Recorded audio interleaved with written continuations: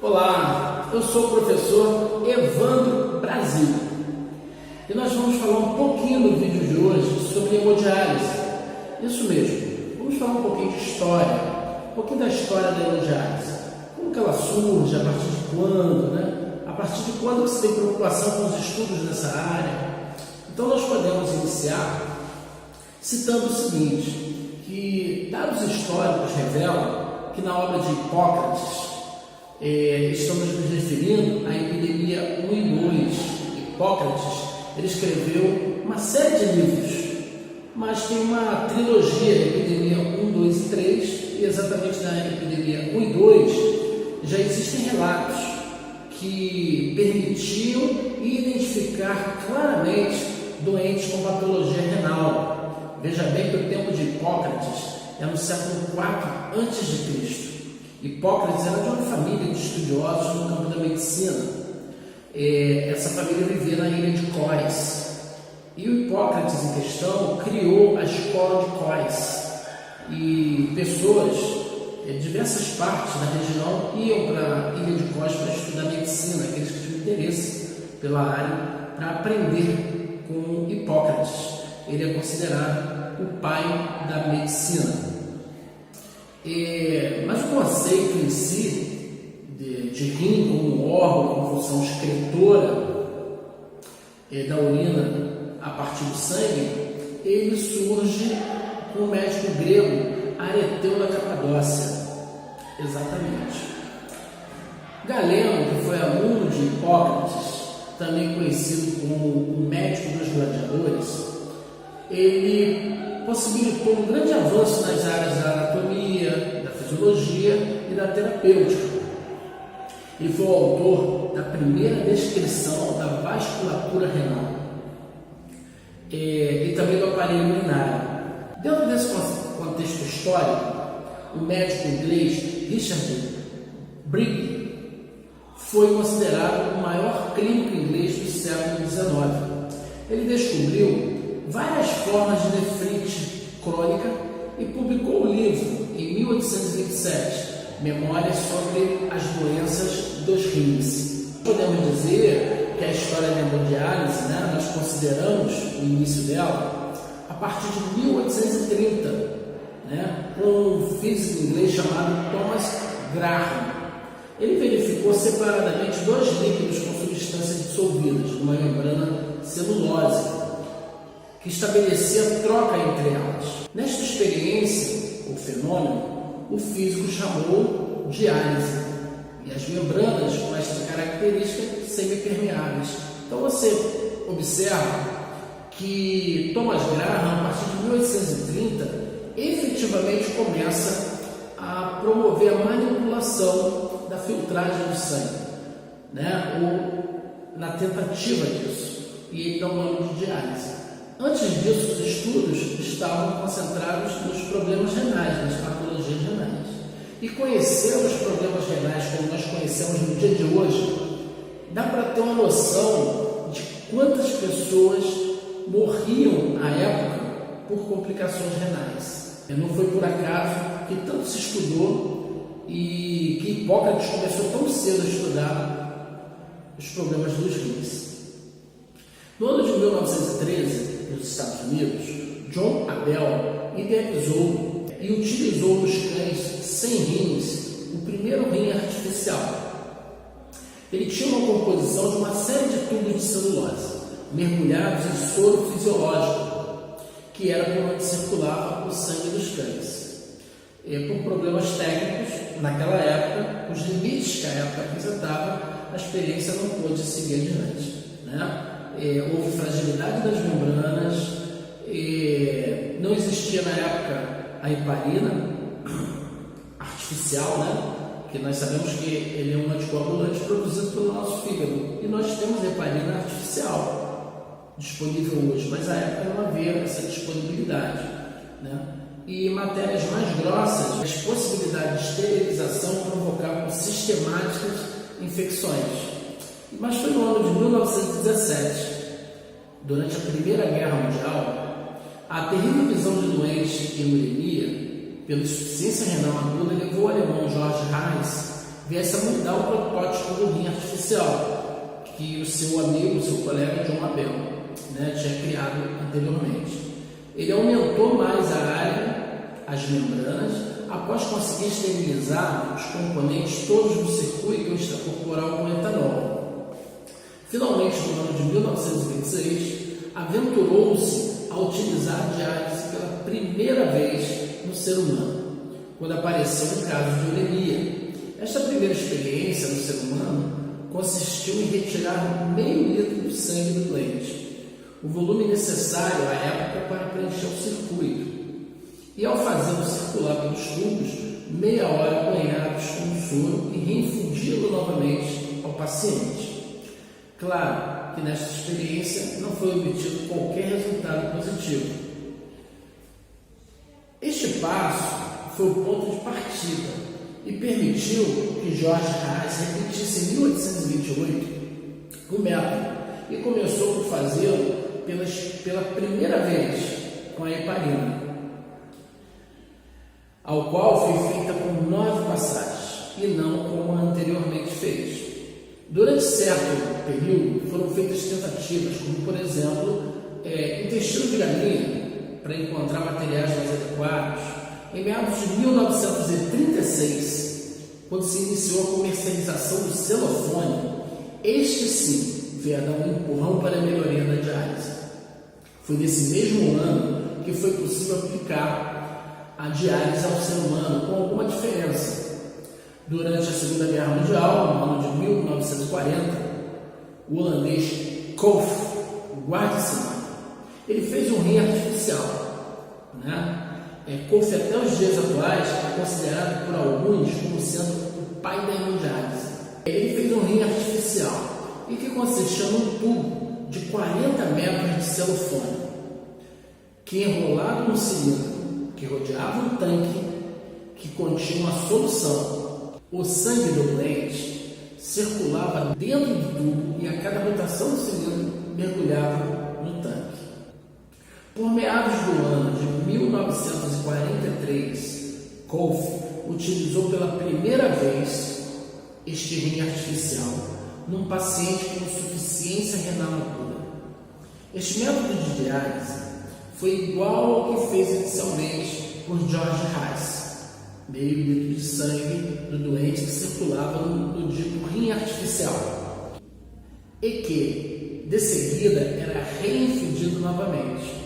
O rim de Kolff tinha uma inovação, em que o sistema de propulsão do sangue no circuito, com a adaptação de uma bomba de água de um automóvel, permitiu pela primeira vez que fosse utilizado num doente a diálise contínua. Pronunciava-se numa artéria e uma veia, e o sangue circulava continuamente. O problema de maior que acontecia era que cada vez que se fazia esse tratamento, era necessária uma nova artéria e nova veia.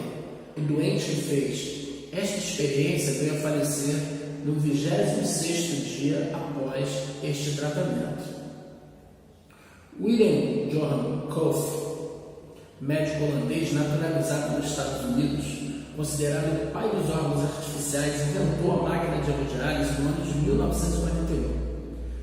Ele era um jovem médico em Groningen, na Holanda, antes da Segunda Guerra Mundial, quando viu um jovem de 22 anos morrer de insuficiência renal. Então ele pensou, se ele conseguisse remover 20 gramas de ureia diariamente, ele poderia ter sobrevivido.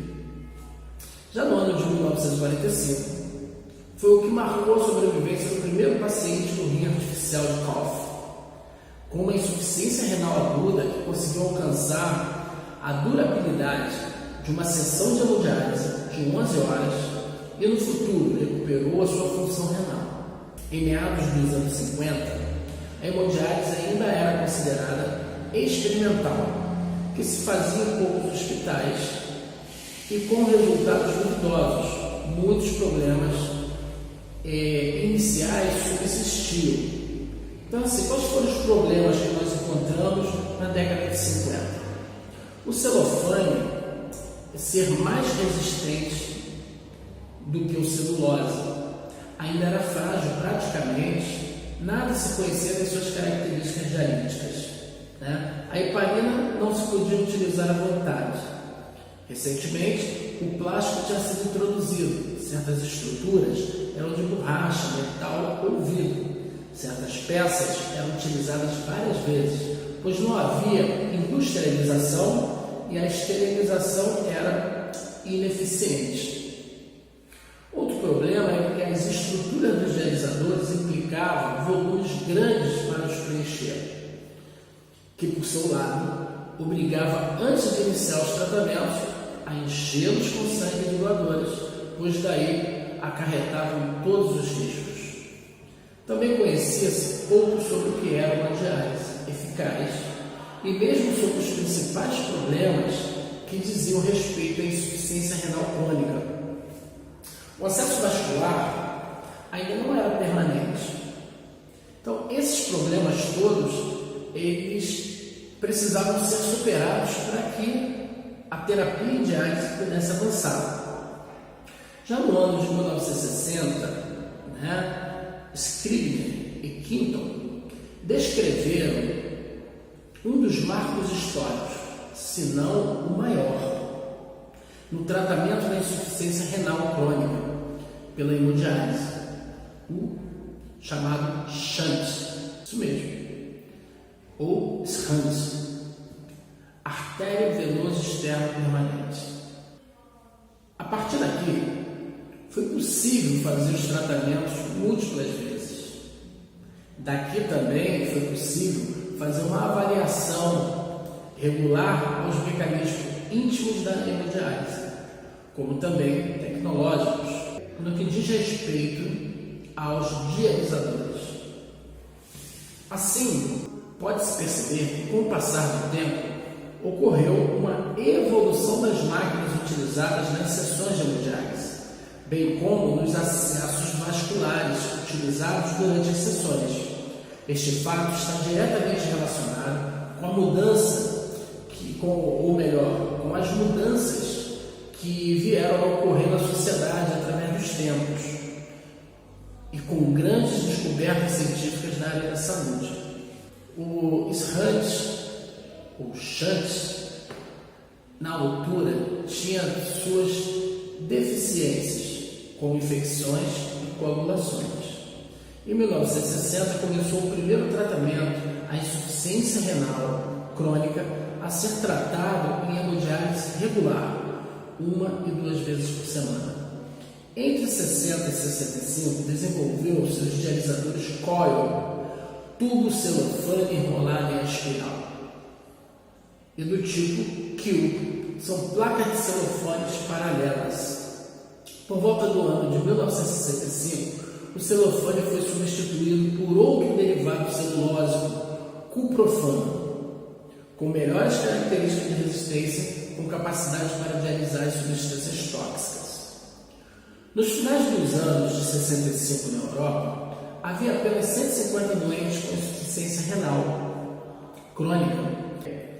Os atrás referidos eram aqueles contabilizados, eram já tratados pela hemodiálise regular. Em 1966, outro grande passo foi dado. Sinino e Brescia criaram cirurgicamente a fístula arteriovenosa interna, que consiste em uma pequena comunicação inferior a meio centímetro, direta entre uma veia e uma artéria. Desse modo, uma quantidade razoável de sangue arterial é desviada para a circulação venosa dessa região. Só existiu uma diferença, ao contrário de SHUNT. Enquanto este pode ser usado de imediato, a fístula precisa amadurecer e só deverá ser picada 1 semana, ou melhor ainda, 3 a 4 semanas após a sua confecção. Destacamos a importância da evolução da hemodiálise e dos acessos vasculares como forma de proporcionar um tratamento adequado para os pacientes, pois os rins são de primordial importância para o balanço sadio da química interna dos nossos corpos. E na falta destes, podemos contar tanto os pacientes quanto os profissionais envolvidos no tratamento, com o expressivo avanço tecnológico e científico de máquinas sofisticadas, além de técnicas de acesso vasculares avançadas. A criação da fístula arteriovenosa foi extremamente importante para o sucesso do tratamento, pois garante um fluxo de sangue maior no local de punção, né? Além de ser um acesso vascular permanente. Podemos citar ainda a criação do sistema de osmose reversa de água utilizada no tratamento dialítico como essencial para a qualidade das sessões de hemodiálise. Esse sistema separa a água e seus componentes, tais como os sólidos, dissolvidos, colídeos, sólidos suspensos, bactérias, vírus, a matéria orgânica, garantindo a qualidade da água e evitando danos para o paciente. Diante do exposto, nós podemos tirar como conclusivo o quanto foi importante a participação de cada um dos personagens que nós citamos aí, né? Hipócrates e Galeno tiveram uma contribuição importantíssima para o avanço dos estudos da fisiologia humana. E aí nós destacamos, né, a questão da identificação da patologia renal ainda na antiguidade, certo? Nos Estados Unidos, John Abel, quando idealizou nos cães sem rins, né, o primeiro rim artificial, o resultado da experiência, ela não trouxe, não foi conclusivo positivamente, mas serviu de ponto de partida para várias outras experiências, né? E aí a primeira experiência de diálise que se deu em 1926, ela também teve suas dificuldades, mas também foi um outro degrau dessa escada da evolução do processo dialítico. O celofone, né, como o elemento da celulose disponível, que veio também a facilitar esse processo da diálise. Então nós não podemos eliminar nenhum desses fatores. Todos foram importantes para a evolução da hemodiálise e, digamos assim, para a história da hemodiálise, né? Então hoje nós falamos um pouquinho de como se deu o desenvolvimento da hemodiálise em si, desde o surgimento das preocupações com as doenças renais crônicas. E no nosso próximo encontro nós vamos falar um pouquinho mais sobre política de atenção ao doente renal crônico, a assistência da enfermagem ao doente renal crônico. Vamos falar da hemodiálise em si, né? Os princípios fundamentais que norteiam a hemodiálise e aí por diante. Eu agradeço a você que me acompanhou até aqui, deixo para você o meu abraço, o meu carinho e nós estaremos em breve juntos mais uma vez. Um abraço e um beijo no seu coração.